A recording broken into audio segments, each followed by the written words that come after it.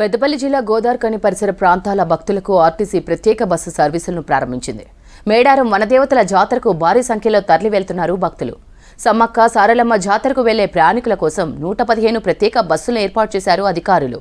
ప్రత్యేక బస్సుల్లో పెద్దలకు 400, పిల్లలకు 230 రూపాయల ఛార్జీలను నిర్ణయించారు. అలాగే ఆర్టీసీ సేవలను భక్తులు సద్వినియోగం చేసుకోవాలన్నారు ఆర్టీసీ డిపో మేనేజర్ నాగభూషణం.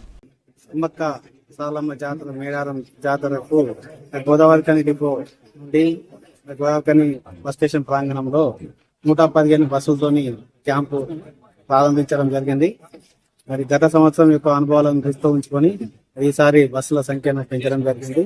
భక్తులకు ఎలాంటి ఇబ్బందులు కలగకుండా వారికి రవాణా సదుపాయాలు మేము మా సిబ్బంది అందరం కూడా ఆదివారం నుండి ఇక్కడ నుండి 24 అవర్స్ పరిరక్షిస్తున్నాము.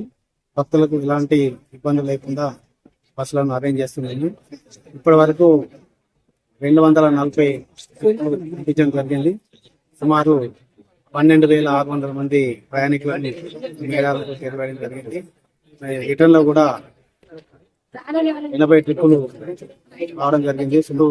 ప్రయాణికులకు అప్ లో కానీ డౌన్ లో కానీ ఎలాంటి ఇబ్బందులు లేకుండా